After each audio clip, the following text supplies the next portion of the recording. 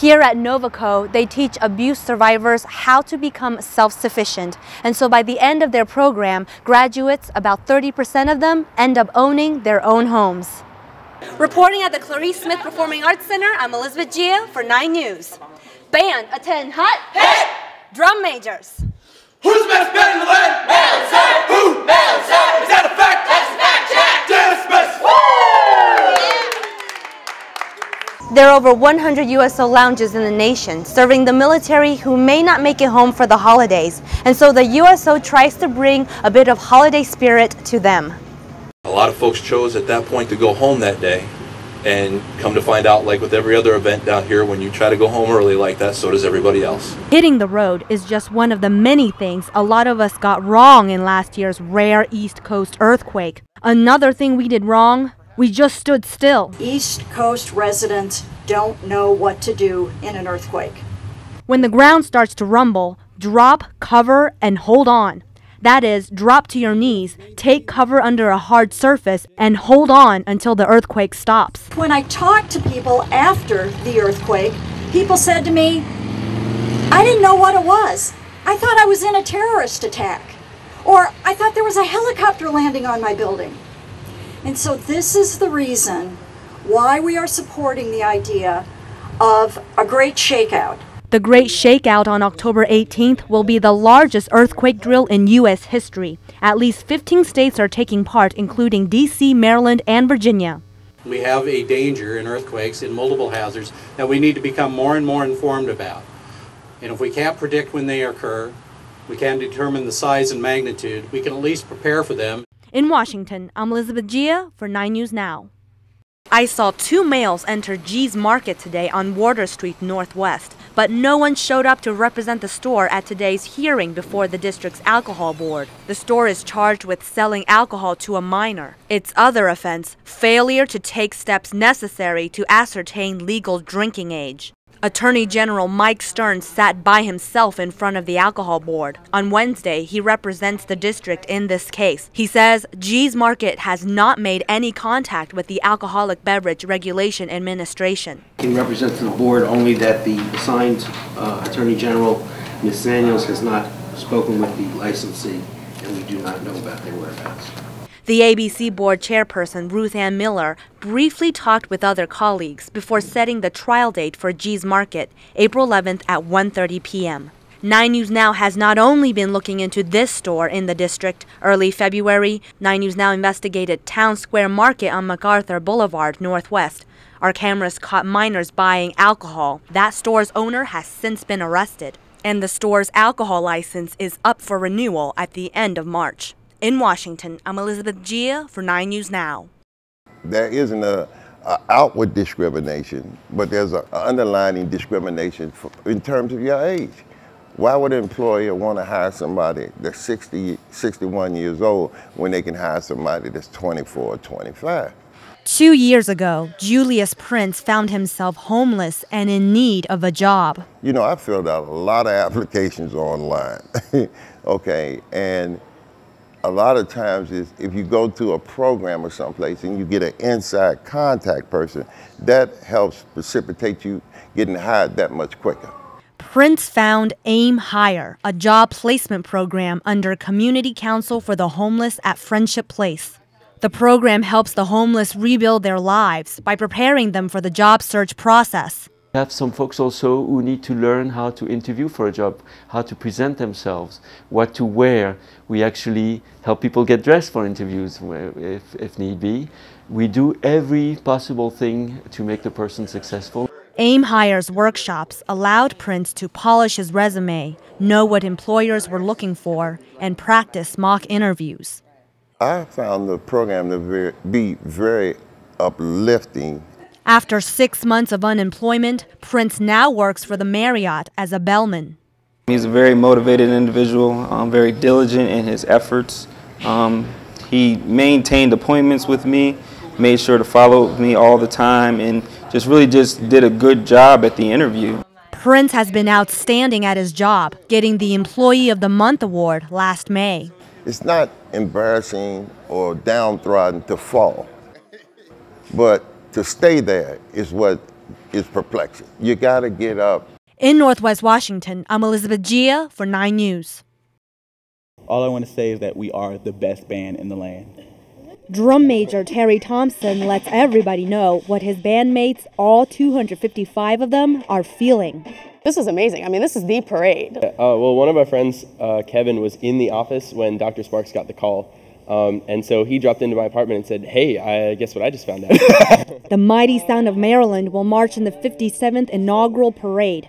This is a first for the group and the band's director, Dr. Richmond Sparks. I got the phone call, and it was just an amazing gentleman on the other end of the phone. He was the chair of the parade committee, and he said, "How are you doing this afternoon?" And I said, "Well, why don't you tell me how I'm doing this afternoon?" Over 2,800 groups applied for the honor of marching on the nation's big day. I was actually shopping with my friend on the dance team, and she had gotten an email, and next thing you know, all of our Facebook was like blowing up. But this is not the first time the band has been recognized. Back in 2010, they won a CBS contest as the best college band to play the Hawaii Five-0 theme song. Nothing seemed out of the realm of possibility for us. And with the win, the band is now psyched about debuting their brand new uniforms at the inaugural parade. Their pride. You know, they are the University of Maryland pride. Reporting at the Clarice Smith Performing Arts Center, I'm Elizabeth Gia for 9 News. Band, attend hut. Hit! Drum majors. Who's the best band in the land? Maryland said. Who? Maryland said. Is that a fact? That's a fact check. Dismiss. Woo! Very scary. Very scary. Never been by myself. My ex was trying to take the kids. 4 years ago, Kafia Valentine took the first step away from a life of domestic violence.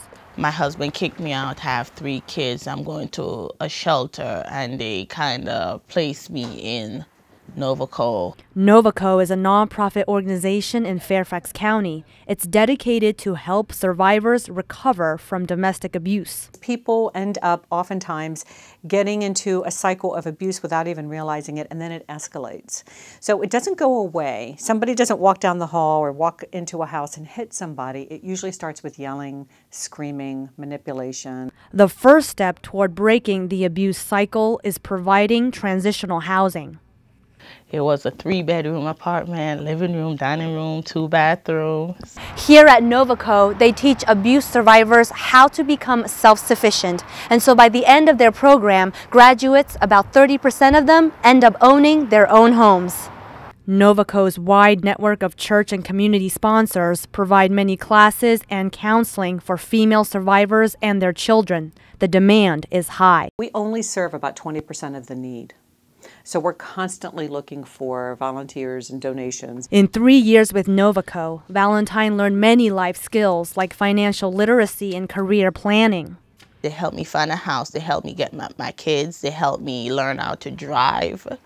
Today, Valentine lives in her own home with all 5 of her children. The 28-year-old working mom plans to go back to school for a career as a nursing assistant.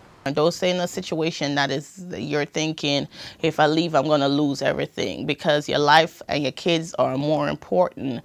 I'm Elizabeth Gia, 9 News. Bed bugs have been confirmed in another dorm apartment at the University of Maryland. That makes 3 cases at the South Campus Commons, according to Capstone On-Campus Management, the company in charge of the building. We're literally living out of giant plastic bags. Like, all of our clothes, all of our furniture, like everything's like completely, it's a complete mess. It's so hard to find my clothes. We have to dry our clothes with high heat before putting them on to decrease the risk of having bugs on us. Exterminators and their dog were on campus when I spoke with 4 roommates, some of them showing bite marks on their bodies. They say they're not happy with how management has been handling the infestation. During the interim 6 weeks, we understand we've been very compliant, but there has been no compensation or interim plan made. And that's our primary concern. They're pulling bed bugs out of their hiding places to be exposed and be killed off by the treatment. So I don't understand, if they're being pulled out of their hiding places, how we're expected to still stay there for 6 weeks. After a meeting with management earlier today, this is what they had to say. He had a pen and paper. He wrote down what we were saying. He listened to our complaints, whereas we felt previously they were more accusatory. They weren't listening to our complaints. But this time, a plan of action, he's going to communicate with the exterminators. Capstone on-campus management issued me a response saying, "We will continue to follow our established protocol for responding to residents who notify us of bed bugs in their units." Meantime, the roommates say their stress is growing as the weeks drag on with the problem. We've also heard a lot of other cases where the treatment has gone on longer than they planned and people have just ended up moving out because the problem never got solved. So we're just really stressed out about that because we don't know if it's going to be 6 weeks or longer or what to expect, really. In College Park, Maryland, I'm Elizabeth Gia for 9 News Now. Chopping, stuffing, rolling, and mashing, all delivered with a dash of love for a holiday feast. I do it because a lot of times people are away from their families. We do it for them, and we do it for people that would rather not spend it in the chow hall. They want the familiarity of home and family.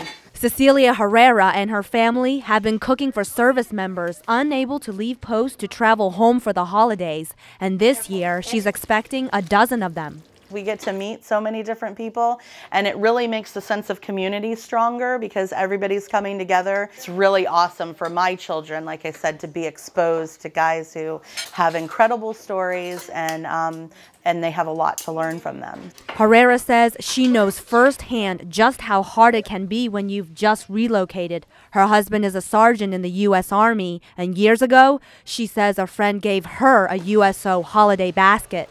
We had lost power for like the whole week leading up to Thanksgiving. He went and picked up this huge basket and just showed up with it. And I was like, this is awesome. You know, everything's right here. And this year, she's continuing the tradition along with some foods of her own. The USO has told me that they'll give me about 2 turkeys.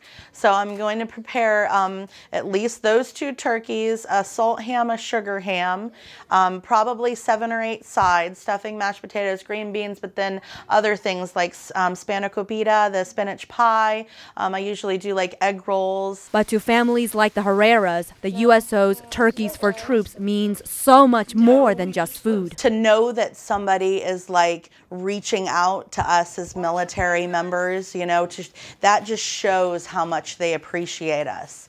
At Fort Belvoir, Virginia, I'm Elizabeth Gia, 9 News.